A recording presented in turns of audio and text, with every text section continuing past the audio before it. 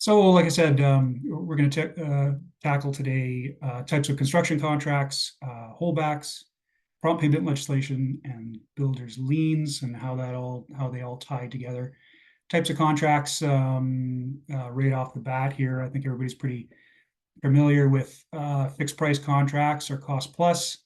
Um, for the purpose of this conversation, I guess, I'm going to talk about the CCDC, Canadian Construction Association templates that they have.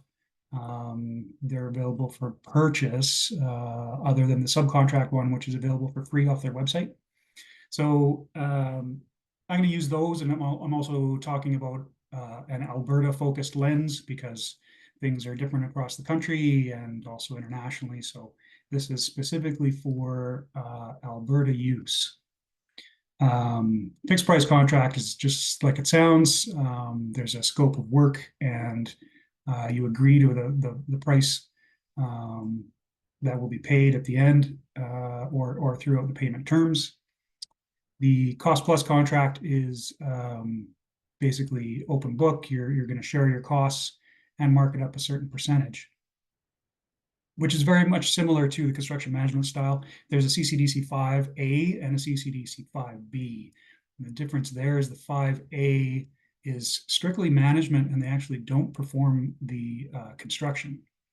The 5B is where you provide the management, consulting, and the construction portion as well. We're seeing a large trend towards that 5A, which is what the new arena deal is, amongst other larger projects where they need a greater amount of oversight that is not tied to the construction, but more experience than what typically a prime consultant will give. So these first two, the CCDC 2 and the CCDC 3, basically the prime consultant or the architect is in charge of overseeing and administrating those contracts. In the 5 and the 14, in the case of the 5, it's a construction manager. In the case of 14, it's the contractor itself who is administrating those contracts, and dealing with the necessities there. And then down here at the bottom, subcontract ACA Form A is a good template to start working your subcontracts through. I'm going to get into some of the other necessities that I recommend to make sure that it's a smooth transition, but it does include the right to have a peek at that prime contract. There will be pushback. A lot of the general contractors don't like sharing that, and that's where you can decide for yourself if that's who you want to work with. And a lot of these contracts, even though they're legal documents that you're going to look back on throughout the course of the project, it's a negotiation. Like it's a template that's there for you to have the discussion with the people who are in the room, and negotiate in good faith as far as what the terms are going to be, what level of disclosure you get. I always wanted to know where the financing was going to come from, who are the other business partners that are involved, and things like that. So it's just really the start of the conversation there. So roles and responsibilities, they differ quite a bit depending on which type of contract this is. So it's a bit overlapping, but primarily there's an owner who's building something. It's either a developer or end user. There's a prime consultant of some sort that may or may not be the architect, might be a construction manager, might be a development consultant, or might be a quantity surveyor who's in charge of payment oversight. So there's a number of different ways that can go, and then the contractor goes and builds it, and subcontractors, of course, within that realm as well. Like I said, there's a large movement towards construction managers in this center sphere in the overall administration of contracts, because they're seeing the value of having somebody in that role that has construction knowledge, not just administration and design and architectural knowledge, building code knowledge. Contracts and projects in general go way beyond that. So that's where we're seeing a lot of that movement towards that. Common clauses that are in each of those is the scope of work, payment terms, change management, dispute resolution, and warranties. Scope of work, be detailed. I cannot stress this enough. This is, well, each of these sections, I'm going to give you 2 takeaways, and I'm going to give you 2 misconceptions. One of my takeaways for this one is the scope of work. Be as detailed as you possibly can. Include every drawing, include every version of every drawing, include every addenda. You know, back in the day, when rolls of drawings were 5 drawings big, as you had your site plan, your floor plan, and maybe your second floor plan, your mechanical, electrical, and then you went and built, and you could attach that to the contract itself. These days, even a drawing list is sufficient, so you can list out which drawings, as long as you have the version of that drawing, and I would include the date received of that drawing, because not always is the revision number actually revised, even though it is the revision number. I've seen a lot of drawings that were inconsistent there. So the more detail that you could have, include the specifications, the addenda, and of course, include your own quote of work, which includes your not included. So what is not included in this contract is just as important as what is included, because everyone can agree to it at the time, but 9 to 12 to 16 months later down the road, you're not going to remember, and it's very, very important. Payment terms. Payment terms, again, this is a negotiated situation. So you may have owners that are saying, no, I'll pay you when I pay you.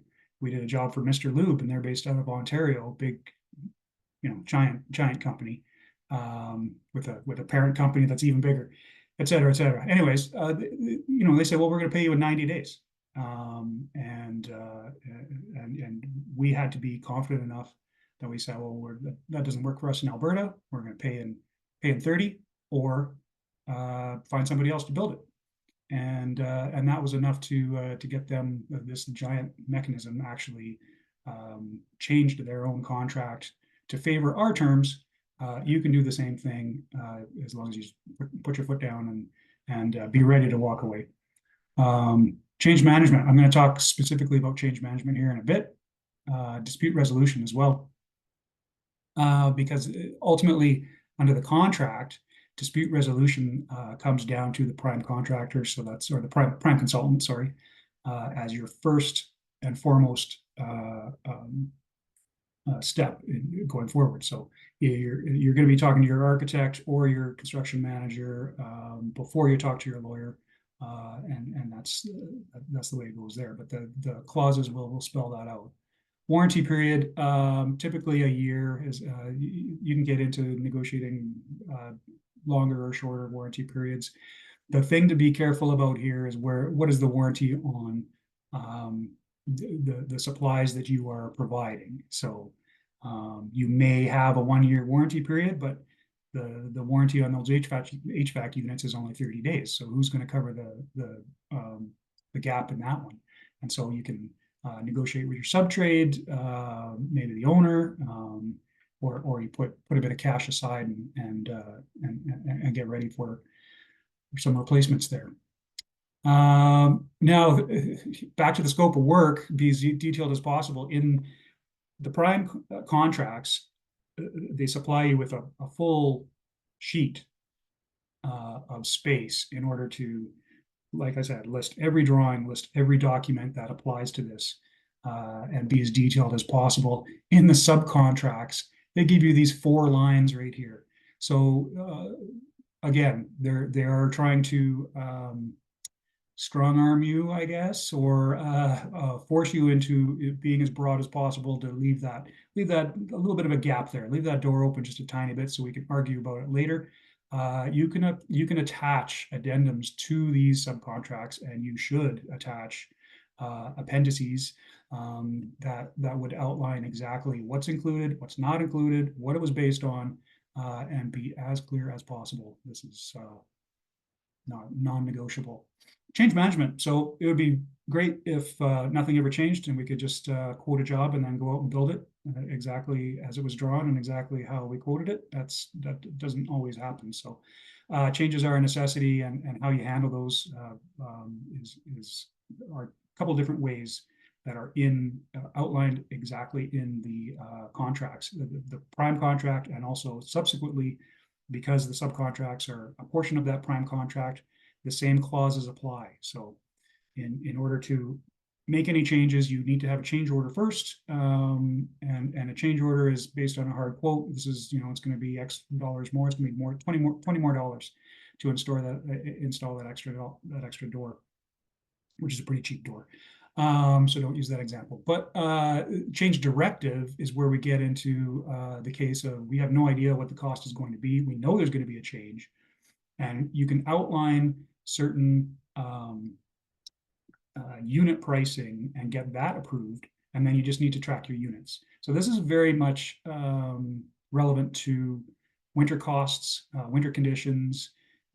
You don't know how long it's going to be -20, but you know that a ground thaw machine is going to be $1,000 a week, right? So you outline $1,000 a week. The owner or the prime consultant can sign off on it. The owner can sign off on it, and then you track your weeks, keeping that communication open for as long as you go. So that's the difference between those two kind of change mechanisms in the contracts. Takeaways. If you haven't heard me say this yet, be specific with your documents and your drawings. List absolutely everything. It's just absolutely critical. The dates and revision numbers that you have. Also know that it's the responsibility of the consultant for errors or omissions.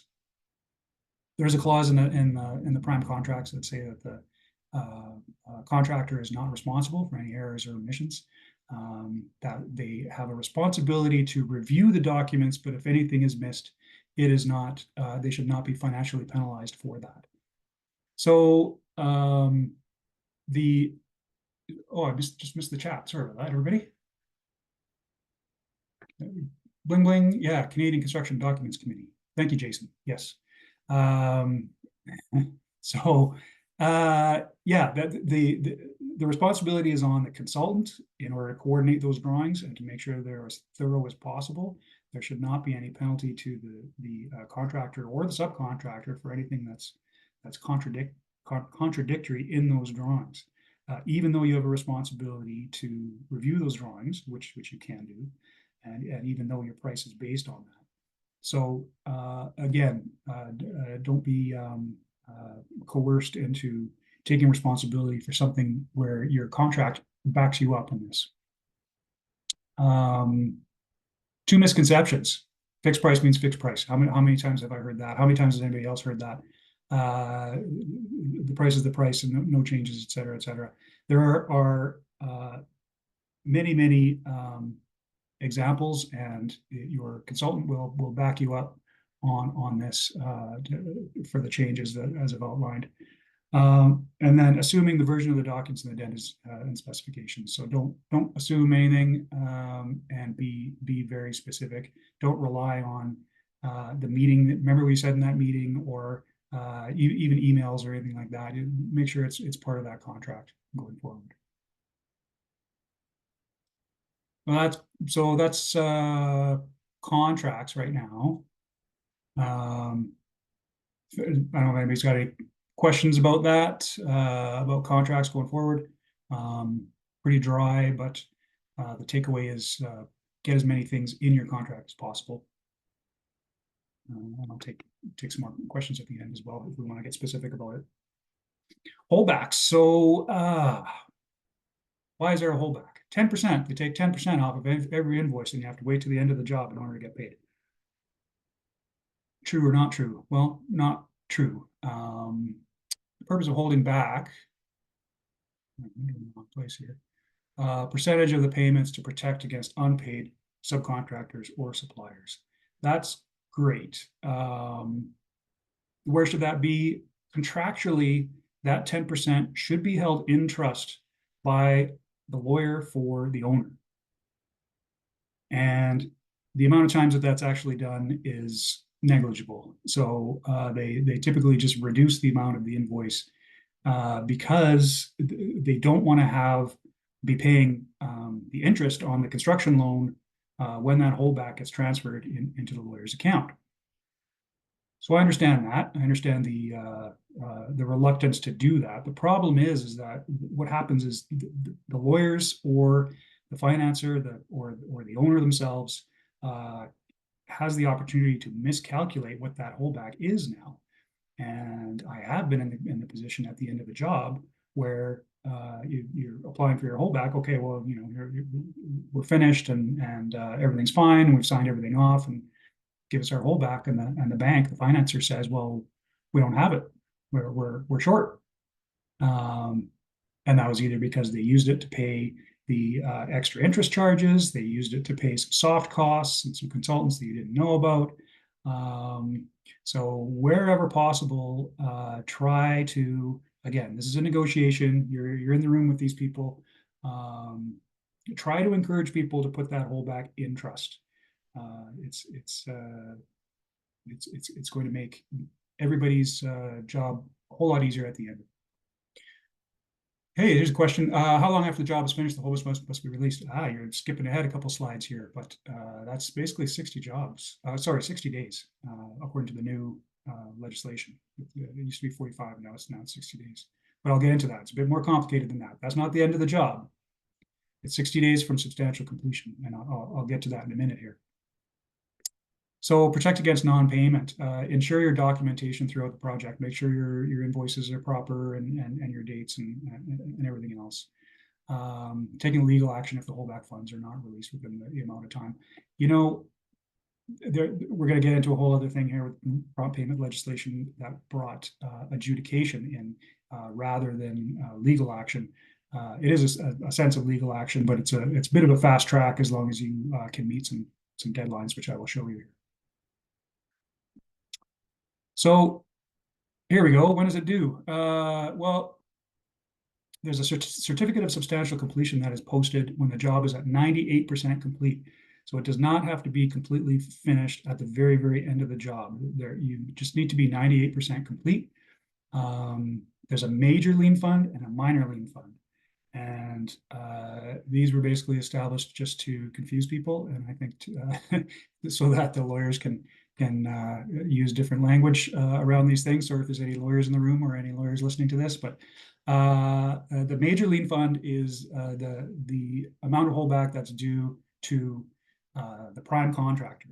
The minor lien fund is what is owed and due to the subcontractors and their suppliers.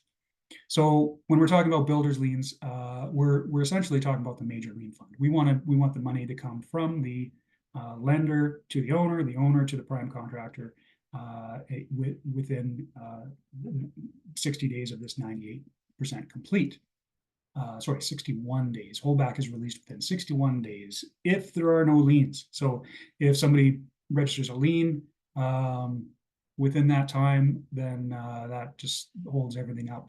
And we'll get into the judgment calls and the opinions of whether or not to register a lien when we get into the lien module here. So what's this one little one down at the bottom? Unless there is progressive holdback requested. Again, these contracts are a negotiating and a collaborative agreement between these parties. It is really within your interest if you're a first in the ground, if you're an excavator, your foundations, you're in deep services, have these conversations with the prime contractor at the start of the project. Have these bring this up with the prime consultant to say, look, are you on board with progressive holdback release? It is detailed in the contract. You can pull the trigger on this. Nobody likes to because there's two different holdbacks to keep track of, and you have to keep another spreadsheet for what holdbacks have been paid out and which ones haven't. that aside, I mean, for sure, getting your money out of the project as quickly as possible is in your best interest. Have this conversation early on, and then it will help you towards the end there, because you can prove your own substantial completion separate from the rest of the project and get your holdback out sooner. Just to complicate things, the supplementary conditions that are on the Calgary Construction Association website for most of the, I took this one for CCDC 2, I believe, or maybe CCDC 3. But they still talk about 46 days after the issuance of substantial performance. This has not been updated for the new legislation, so it is the 61 days, and this is just providing a bit of confusion. Again, I'm not offering legal advice. Legally, this could go either way. Does the contract override the legislation or the other way? Actually, I do know you can't contract out of legislation. The legislation takes precedence there. So as far as holdbacks, keep detailed records with respect to the original scope. Especially with work on site. And that's because there are two triggers for your lien rights and also your holdback. One of which is your invoice date. But the second one is actually the last date that you had somebody on site working on the original contract. So not change orders, you're not fixing deficiencies, you're working on the original scope. You have 60 days from that period. So you do have a bit of time after that 98%. 98% is when that holdback is supposed to get released, but you're still on site working. So your lien rights actually extend past them. Keep a close eye on that 68 days. Whoop, went the wrong way. 68 days to protect your lien rights. Misconceptions is that you have to wait for substantial completion. Again, that's the progressive holdback release. Talk to all the parties on the contract. Try to get an agreement up front. It's not going to work for everybody. It's really just going to work for those major subcontractors that are in at the very start of the project. And then you can separate yourself from the drywallers and the electricians and everybody else. Another misconception or another mistake would not posting substantial completion until 100% complete. That's an unnecessary delay. You could do it at 98% complete, and that way you get your money out of the project sooner than later. Here we go. I did not understand the difference between lien and holdback. Okay, well, a holdback is an amount of money that is taken off of each invoice. It's 10% taken off of both subcontractors' invoices and prime contractors' invoices, and held until either the end of the project or, like I said, progressive holdback release. A lien is what is registered on the property for any work, and I'll get to the exact definition there, but it's registered on the property so that you have a legal right to the money that's owed to you. I don't know if that explains it, but that's the best I can come up with right now. The Prompt Payment Act Prompt Payment originated in the UK, where there are lots of problems with contractors getting paid and suppliers getting paid. And no surprise, it was happening all over the world. And then Ontario picked it up. Okay, now I don't know, 5 years ago, 6 years ago, something like that, and was having great success. So Alberta also enacted it in 2022, and we've been going forward with it ever since. We don't really have too many stats as far as how it worked out in Alberta just yet, but Ontario has seen 80% of cases that have gone to adjudication.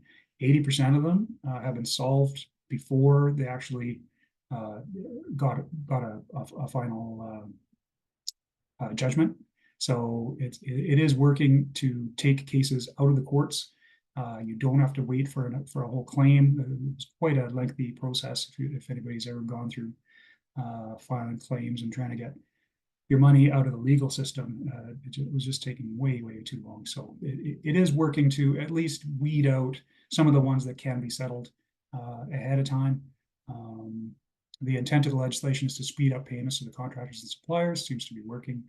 And dispute resolution through adjudication. It takes a lot out of the courts. That also means that the ones that are in the court systems are moving faster forward, because now you're weeding out all the deadwood and all the cases that could be solved sooner than that.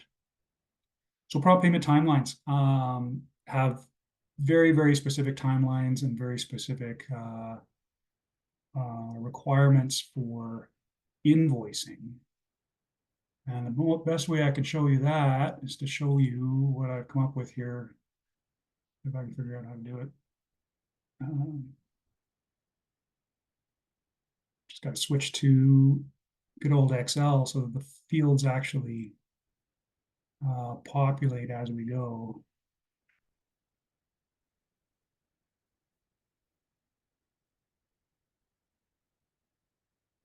Yeah, that's what I want to look at, because I'm assuming everybody can see that.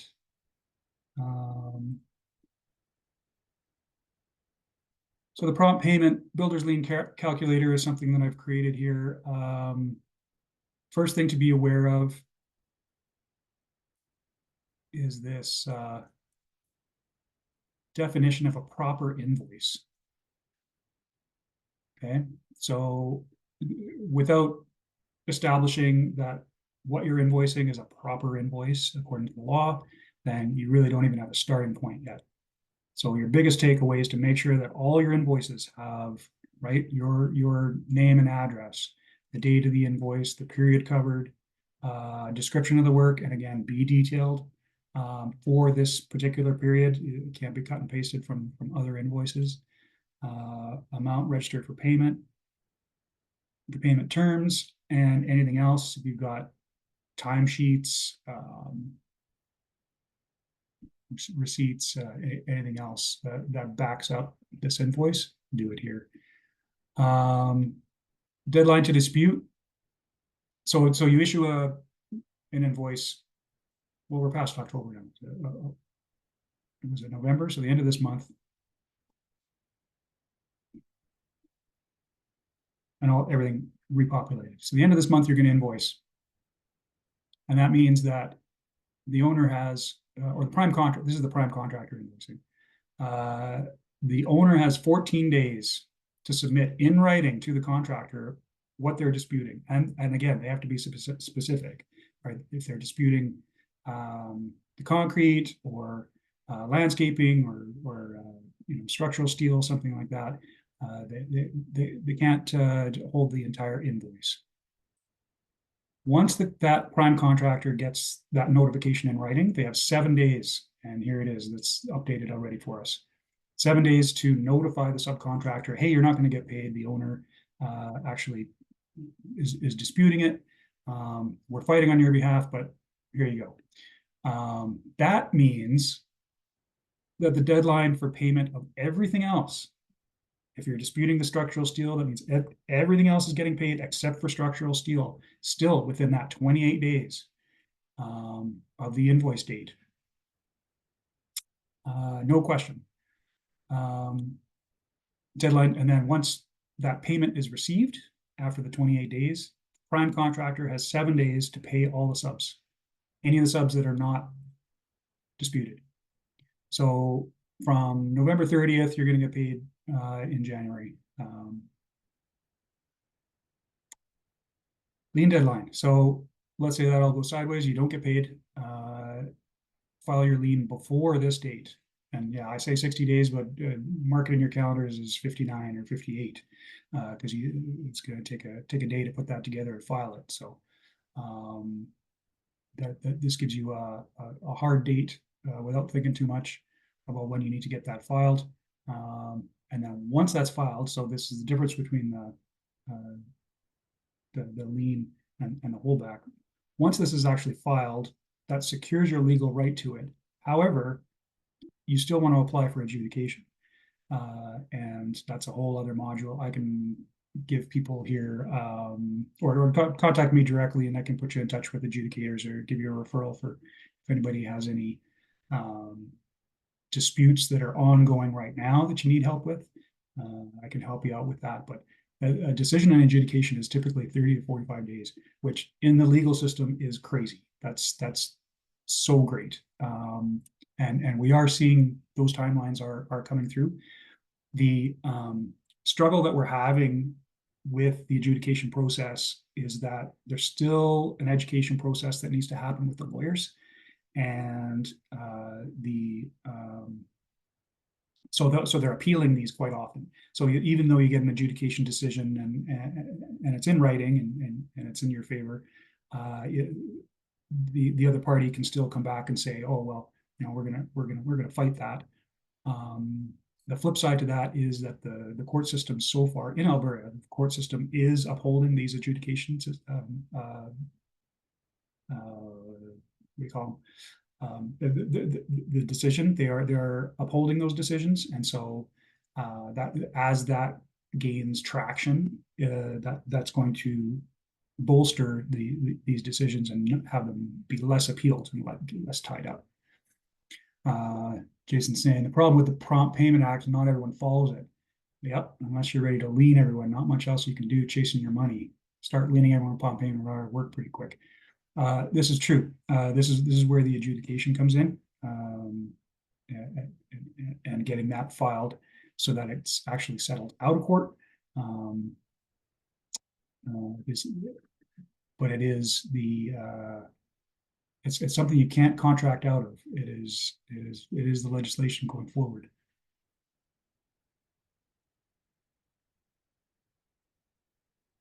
So my takeaways here: understanding the key deadlines to be in compliance. That's the calculator I just showed you there.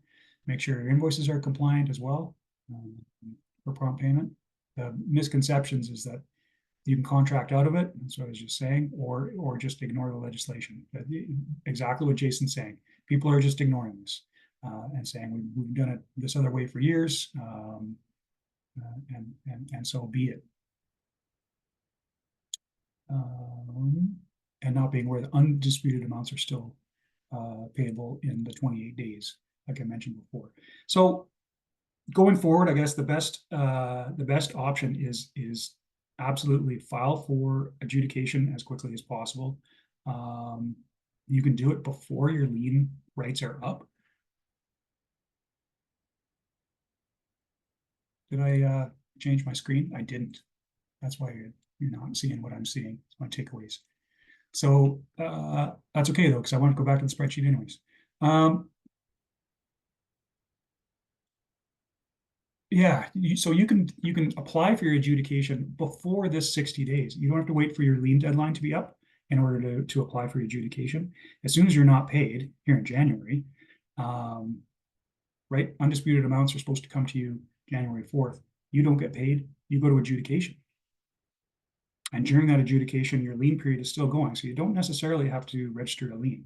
But with the adjudication decision, like I said, 80% of cases in Ontario, we don't have the stats yet in Alberta, but 80% of cases are settled before the decision is actually made. The other ones that are decided are being upheld. And so it is a really strong case for you to keep it out of the courts and keep it less combative. The more that we're just openly talking about this as a discussion point, then the more that people are actually going to follow these rules, and it is going to take some time and some training to get there. So here's those key takeaways that I was talking about before. Understanding the key deadlines. Undisputed amounts are still payable within 28 days. That is something that needs to become the norm, and that's really going to speed up payments to everybody. Builders liens, so major versus minor, major lien fund and the minor lien fund. I think we talked about that already. The bigger pool of money is the major lien fund, and that's the one that is triggered. who can register a lien? Well, really anyone. And we've had liens registered on properties for contractors who didn't even work on the project. It does not take anything to go register a lien. Now, it's not a valid lien, it's going to get thrown out, but it's still going to tie up everybody's financing. It's still going to be a headache.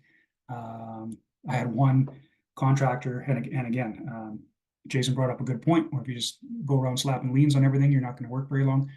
I had one excavator who was working for us on an out-of-town job, and finished the scope of work and put a lien on the project, and then sent us the invoice. And we had the paper trail to show this, that it was, we didn't have a chance to pay his invoice because he didn't even send it to us. And that's just how some people are operating out there. And we phoned him and said, "Hey, what are you doing?" He says, "Yeah, I do that on every job. Every job, last day, I just lien it. I don't want to be troubled with it. I want to be chasing money. That's just what I do." And so, yeah, we never worked with him again. So you have a very good point there. But we did manage to get that lien removed, of course. Obviously, you just have to pay the guy. Who can register a valid lien? Oops, don't click there. So the only people who can register a valid lien that's actually going to hold up in court if it's challenged is anyone that has improved the state of the lands. And that is the legal term for the builder's lien rights. So you have to physically improve the lands. So this doesn't include deposits, pre-orders. In some cases, it doesn't include consultants or architects. It doesn't include finance. Like there are so many things that usually just kind of get bundled up into these liens. And if you really challenge them, you can reduce the amount of what that lien is. On the flip side, if you really did do work, and then you know that the pool of money that is available to be paid out is only for the people who have actually improved the lands. So that works in your favor, right? That's another reason to actually register a lien, because the people who were doing the kind of the soft costs and the soft everything else are not included if it comes down to a real bad case where only a handful of people are getting paid. Make sure that you're on the side of actually improving the lands there, and that's how you can get paid. Timelines for enforcement. Once the lien is on, you as the lien registrant has 180 days to file a claim. And if you don't do that, then it just gets tossed out. It just expires. So a lot of people just say, "Oh, okay, well, I registered a lien," and then they kind of sit back and do nothing else and wait to get paid. And they do expire if you don't actually process it to a claim, and there is action to do after that. So that's something else to diarize in your risk management.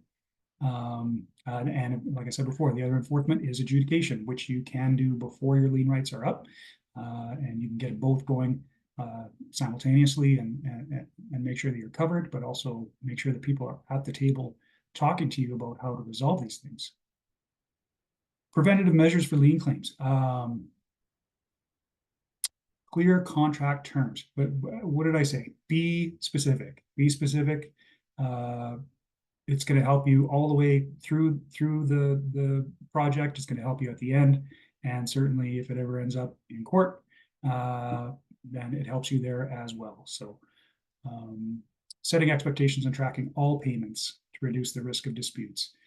Make sure you're just keeping track of everything along the way, and you can have a better case. So understand your key timelines for liens. Again, back to I was going to say 60 days, 59 days, 59 days. Liens are just a tool to bring all parties to the table, right? Use this as a catalyst and not as a hammer. Don't use this as a threat. Register the lien and then say, "Hey, let's talk about this. How do we get this off?" We've seen cases in the past where a lien is registered, but you can negotiate partial payment and remove the lien. You can negotiate a payment plan. You can you can come to the table and have a better discussion about how to get yourself right in the financial side of these projects. Misconceptions. Believing liens can be filed at any time after work completion. They cannot.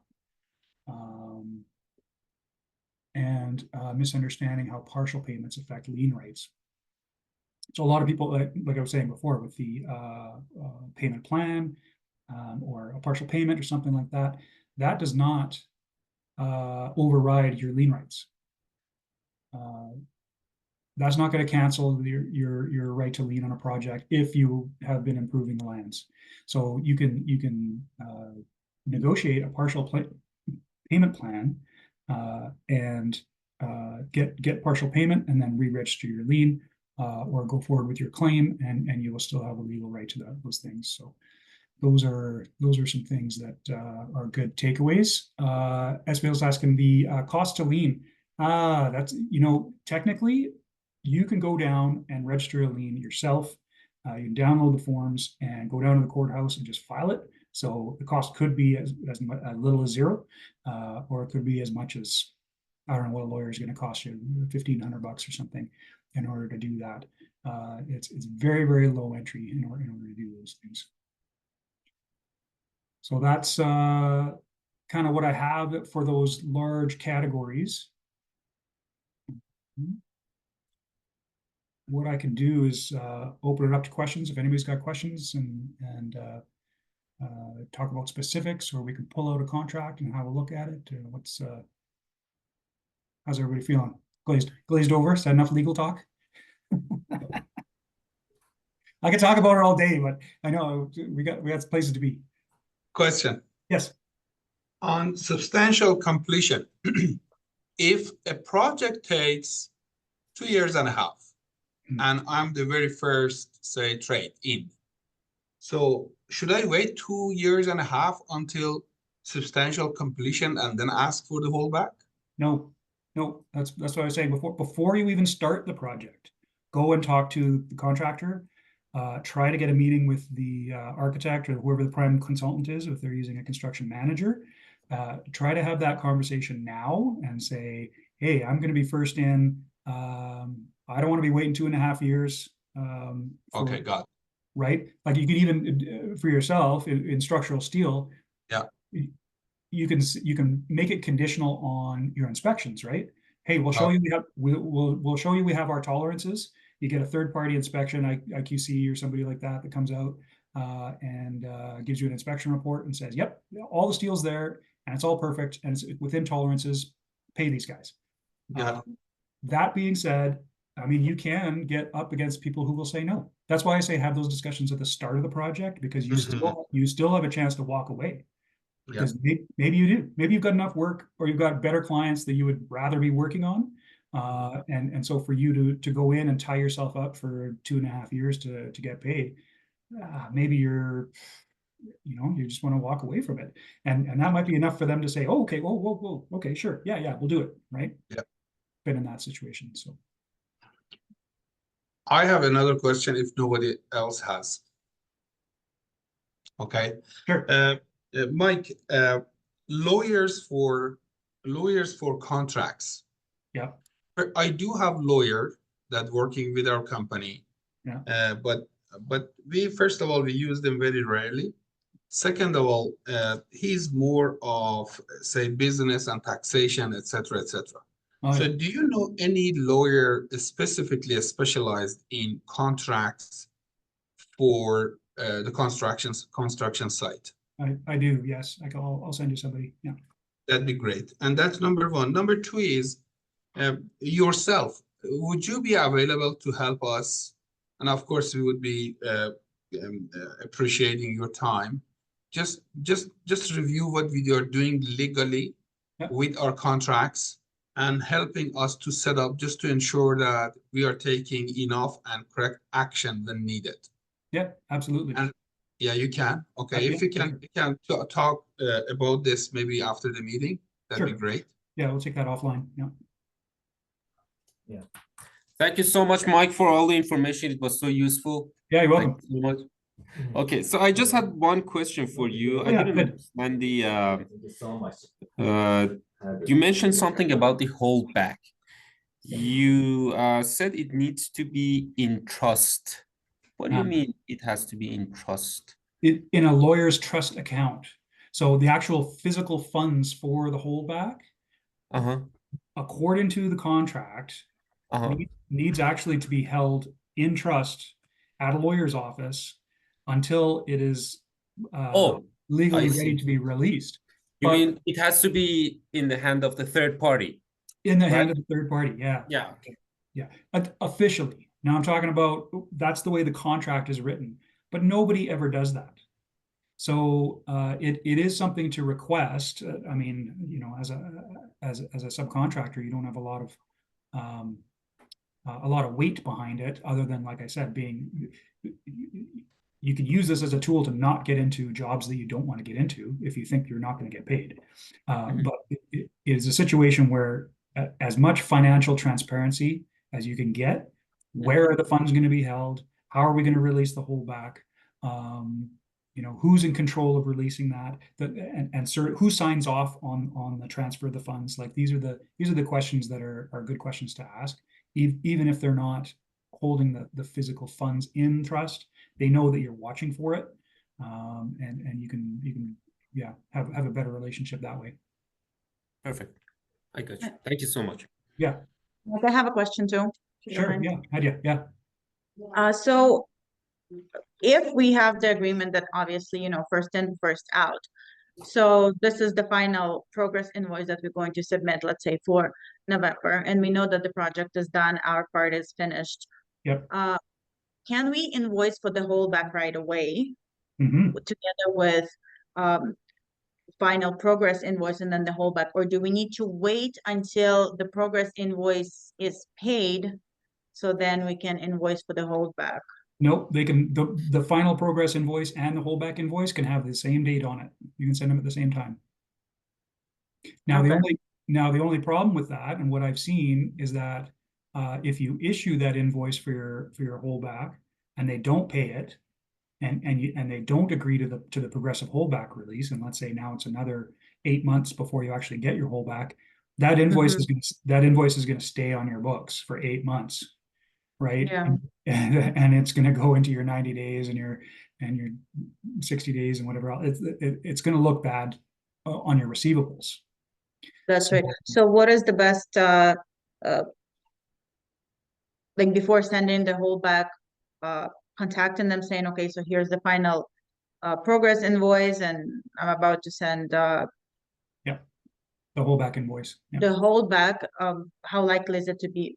Because obviously, you know, when we're asking, also we don't want kind of to give them opportunity to say, oh, well, we're not gonna pay right now, so keep your invoice to yourself and invoices in 3 months, right?